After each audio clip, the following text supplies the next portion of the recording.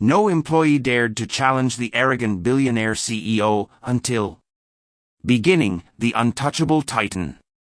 In the year 2149, towering above the neon skyline of New Manhattan stood the glass spire of Astralis Corporation. It was not just a company, it was an empire. Astralis controlled interstellar travel, energy distribution, and even neural implants that allowed humanity to function in a hyper-connected world. Without Astralis, civilization itself would stumble. At the helm of this monolithic machine was one man, Victor Kale, the billionaire CEO. His face was plastered on hollow billboards, a perfect jawline and cold, metallic blue eyes enhanced with gene editing. He was called the Titan of Tomorrow by the media, but behind closed doors, employees whispered darker titles: the Machine, the Tyrant, the Immortal King. Victor had ruled Astralis for 40 years, yet he hadn't aged a day. Rumors swirled of secret longevity treatments, nanite blood, or even deals with alien bioengineers. Whatever the truth, one fact remained: no employee dared to challenge him. Every quarterly address, Victor would stride into the auditorium flanked by armored sentinels.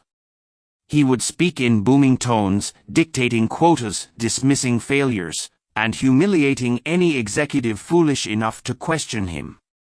One by one, brilliant minds were broken, fired, or worse, vanished into the black archives of Astralis, never to be heard from again. Fear was the oxygen that filled Astralis headquarters. And Victor Kale thrived on it. But fear, like a fire, cannot burn forever without resistance. The spark of rebellion. Among the tens of thousands employed by Astralis, there was one who was different. Her name was Dr. Ilara Vane, a systems engineer working deep in the quantum propulsion division. Unlike most, she had not been recruited with promises of wealth or status; she had been conscripted. When her planetary colony defaulted on its energy debts, Astralis seized its brightest minds as collateral, and Ilara's genius earned her a collar of invisible chains. At first, she kept her head down. She watched as co-workers bent the knee, parroting Kale's orders without question.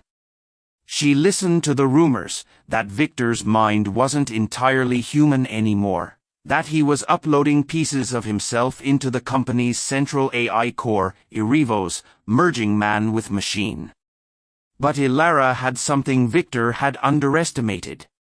She had anger. Her brother, a pilot in Australis mining fleets, had perished during an experimental drive test, one Victor had greenlit despite known safety flaws. The official report listed it as pilot error. Ilara knew the truth: Victor Kale valued profit margins above human lives. For years, she bided her time. She learned the inner workings of Australis quantum networks, understanding how the CEO's power was not just political or financial, it was digital. His consciousness was rumored to be fragmented across hundreds of servers, making him effectively immortal. Kill Victor in flesh, and he would re-upload from Irivos in a new body. To defeat him, one would need to sever him from the machine. But no one dared. Until now. The confrontation. It was during Australis' grand unveiling of the Stellar Gate project, a wormhole generator that would allow instant travel between star systems. The entire company filled the colossal atrium, thousands of employees standing like an obedient army as Victor Kale descended on a levitating platform. His silver exosuit gleamed, and his eyes scanned the crowd with practiced arrogance. Today, he declared, we break the boundaries of the cosmos. Humanity bends the universe to my will. The applause was thunderous, rehearsed. Ilara stood near the back, her pulse hammering. Beneath her sleeve, a small device hummed, the fruit of her years of secret work. It wasn't a weapon in the traditional sense, but a quantum disruptor, designed to decouple Victor's neural uplink from Irivos. Without Erivos, Victor would be just a man again, mortal, vulnerable. When the applause died, Victor continued, "Some of you whisper doubts. Some question the cost. But progress demands sacrifice." His smile was razor-sharp. "I am the arbiter of that sacrifice." Something inside Ilara snapped. She stepped forward. Her voice rang out across the atrium. "You mean murder, Victor?" The crowd froze. A silence heavier than gravity fell. No one ever interrupted Victor Kale. His eyes locked onto her, narrowing.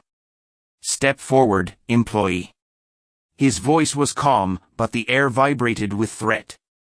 Ilara walked into the center, every pair of eyes following her like she had signed her death warrant. "Name," Victor demanded. "Ilara Vane." "Quantum propulsion." Her voice didn't waver. "And what," he said slowly, "gives you the courage to interrupt me?" She raised her chin. "The truth. You killed my brother. You've killed thousands. You pretend to be humanity's savior, but you're just a parasite feeding on lives." Gasps rippled through the audience. Some employees looked away, trembling. Others dared a flicker of hope in their eyes. Victor chuckled, low and cold. "You think I answer to ants? That I must justify progress to those too small to grasp it? I am humanity's future. And you," he lifted a hand, signaling his armored sentinels forward, "are disposable." The sentinels advanced, plasma rifles charged. But Ilara pressed the hidden switch on her device. The atrium lights flickered. A deep hum shuddered through the floor. Victor froze, his smirk fading. "What have you done?" Ilara's voice was steady now, fueled by fury and years of grief. "I cut the cord." On the overhead displays, system alerts began to scroll, neural uplink interrupted. Connection to Erivos severed. Victor staggered. For the first time in living memory, the Titan looked human. His breath quickened. Sweat dotted his perfect forehead. The employees gasped. Some whispered, "He's weak." Victor roared, charging toward Ilara himself. "You dare steal my immortality?" His exosuit whirred as it amplified his speed, claws snapping from his gauntlets. Ilara darted back, narrowly avoiding a slash that would have gutted her. She wasn't strong, but she had planned. The disruptor wasn't just severing his uplink, it was destabilizing his exosuit's systems. Sparks erupted from his arm as he lunged again. The crowd began to shift. For years they had been silent sheep, but now, seeing their god bleed, something ancient stirred, rebellion. One engineer hurled a chair at Victor. Another shut down the platform controls. The sentinels hesitated, glitching as Ilara's disruptor scrambled their command link. And then chaos erupted. Climax, the fall of a titan. Victor fought like a beast cornered, tearing through equipment, bellowing his rage. "You think this changes anything? I am Astralis. I built this empire with my will alone." Ilara ducked behind a console, her disruptor glowing hot. The crowd surged around them, some employees fleeing, others rallying to her side. Years of pent-up fear transformed into fury. A group of technicians swarmed a sentinel, ripping wires from its joints. Security officers, long oppressed, turned their weapons not on the employees but on Victor. He howled, tearing a rifle away and firing wildly. Plasma bolts scorched the walls. Ilara emerged, leveling her disruptor. "This ends now, Victor." He sneered, blood streaking his perfect face. "You can kill me, but you'll never kill Astralis. My backups." "There are no backups," she cut him off. "I looped the disruptor into the core. Erivos is purged. You're just a man now." For a heartbeat, Victor Kale looked small. Mortal. The arrogance cracked, revealing raw terror underneath. "No," he whispered. The crowd advanced, a tide of liberated voices. "No more tyrant," someone shouted. "No more Kale." Victor lunged one last time, but Ilara's disruptor fired directly into his exosuit. The quantum surge ripped through circuits and flesh alike.